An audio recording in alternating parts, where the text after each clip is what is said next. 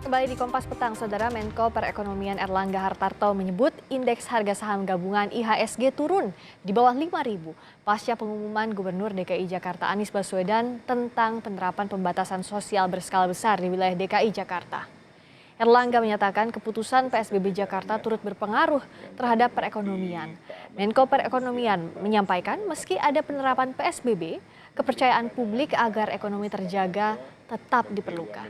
Ibu Retno Marsudi, beberapa hal yang kita lihat sudah menampakkan hasil positif berdasarkan indeks sampai dengan kemarin, karena hari ini indeks masih ada ketidakpastian akibat daripada announcement Gubernur DKI tadi malam, sehingga pagi tadi indeks sudah di bawah 5.000. Nah, DKI sebetulnya melakukan PSBB penuh, PSBB transisi, dan ini mau merencanakan dikenakan penuh kembali karena sebagian besar daripada yang terpapar berdasarkan data yang ada itu 62% yang dari Rumah Sakit Kemayoran itu basisnya adalah akibat transportasi umum, sehingga tentu beberapa hal termasuk beberapa kebijakan yang perlu dievaluasi, ya termasuk terkait dengan ganjil genap.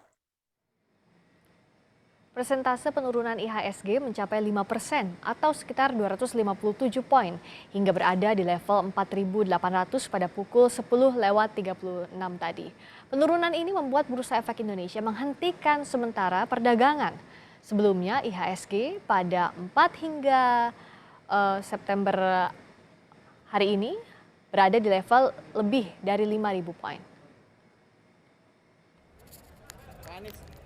Hari Rabu malam kemarin, Gubernur DKI Jakarta Anies Baswedan mengumumkan penerapan pembatasan sosial berskala besar mulai hari Senin 14 September.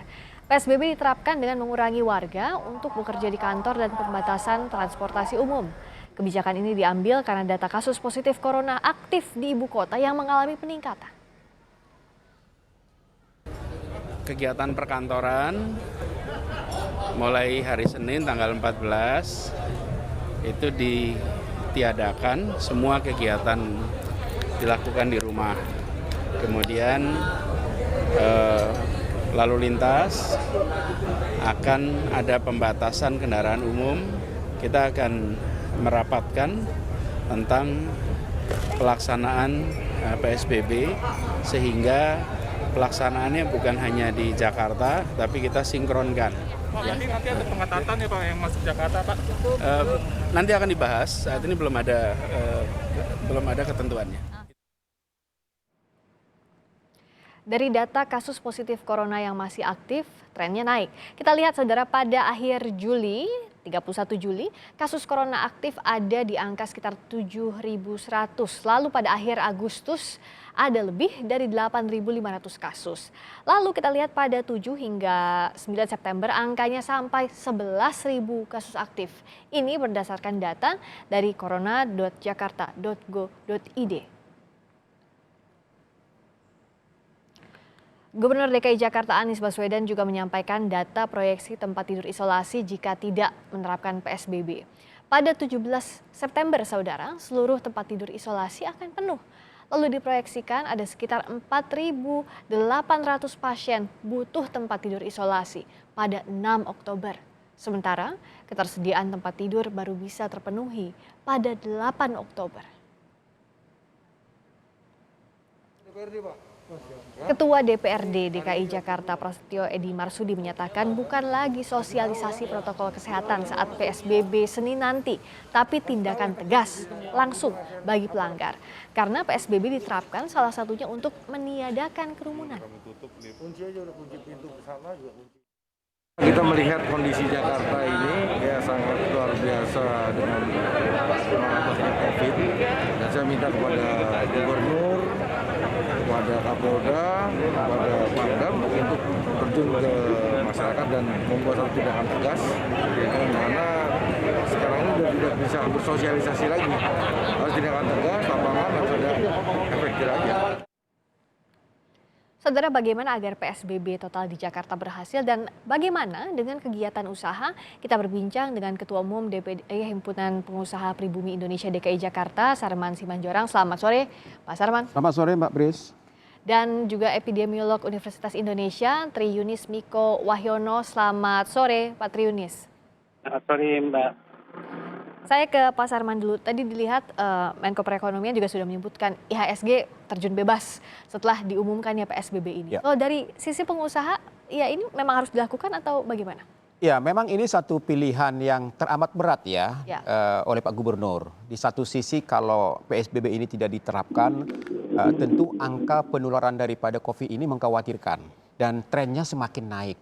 Ya, kemudian kalau tidak diberlakukan PSBB, kalau diberlakukan PSBB, Pak Gubernur juga sudah menyadari bahwa dampak ekonominya itu sangat berat gitu loh.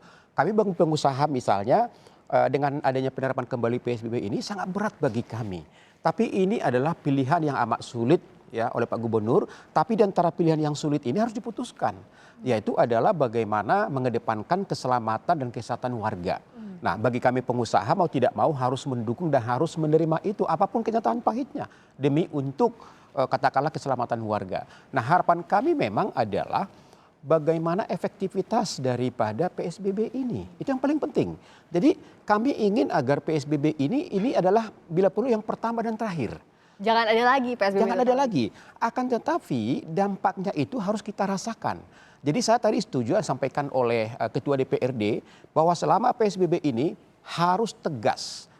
Pengawasan dan penindakan harus tegas. Dan tidak ada lagi toleransi. Apalagi waktu PSBB pertama dulu misalnya ada semacam dispensasi industri tertentu bisa buka. Selain daripada 11 sektor itu tidak bisa. Harus tegas supaya apa? Indikator daripada keberhasilan ini, keberhasilan PSBB ini dapat kita rasakan. Karena kami dari pengusaha kan butuh kepastian, butuh ketenangan gitu loh. Ya. Jadi kalau nanti ini berkepanjangan, ya ini kita tahu dampaknya apa. Tidak tahu sampai kapan lagi akan berakhir. Betul, karena pertama bahwa ini juga kan ekonomi Jakarta kan baru 1,5 bulan ini mulai bergairah. Jadi istilahnya bagi kami itu ibarat kita bawa mobil ini baru gigi 1 gitu loh. Mau gigi 2 sudah direm lagi. Iya. Nah jadi kita ingin ada kepastian dalam PSBB ini gitu loh. Oke, baru mulai gigi 1 udah harus tarik rem darurat. Ya, nah Pak Tri Yunis, tapi apakah ini memang satu-satunya jalan kalau kita lihat angka positif COVID-19 yang terus meningkat dari hari ke hari? Ya, jadi positivity rate tertinggi itu terjadi pada bulan April 2020. Kemudian minggu ini positivity rate-nya hampir menyentuh 14%. Oleh karena itu rem darurat harus ditarik begitu.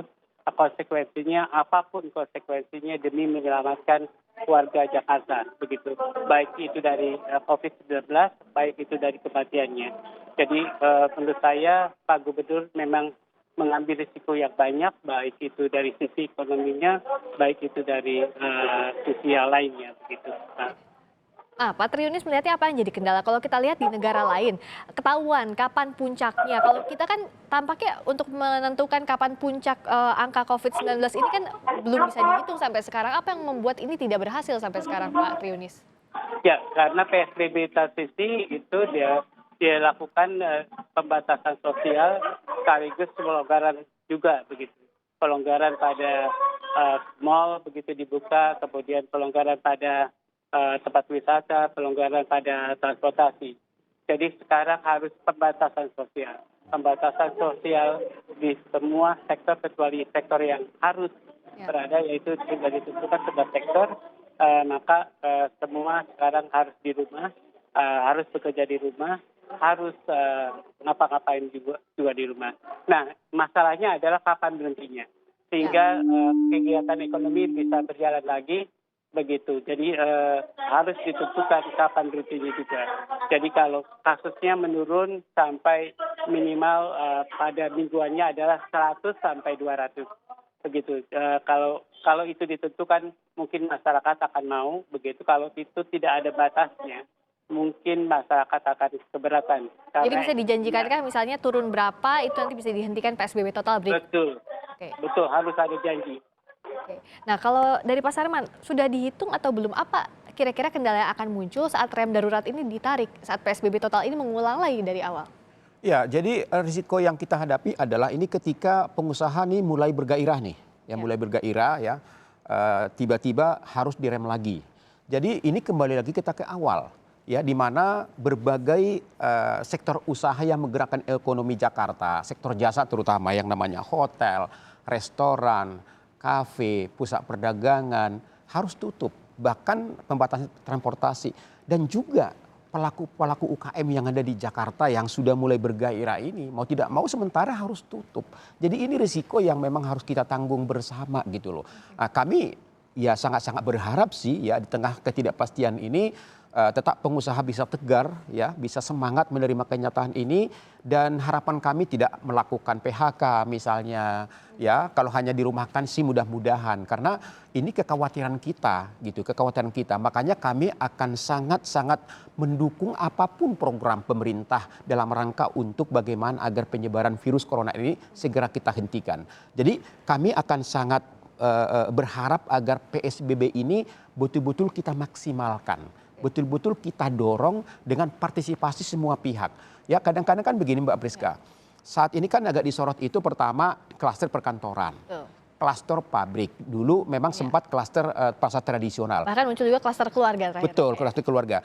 Tapi kami dari pengusaha komitmen kami sudah tinggi gitu loh. Tapi memang ketika karyawan kita di luar kantor, nah ini kan kadang-kadang kita tidak tahu mereka kemana, kegiatannya apa. Apakah mereka tracingnya kemana, sudah ketemu siapa saja. Kita akan bahas di sini. Jadi agar PSBB ini gimana, sudah PSBB kembali lagi total, tapi efeknya harusnya dirasakan agar tidak mengulang lagi. Kita akan bahas di Kompas Petang. Usai jeda, kami segera kembali.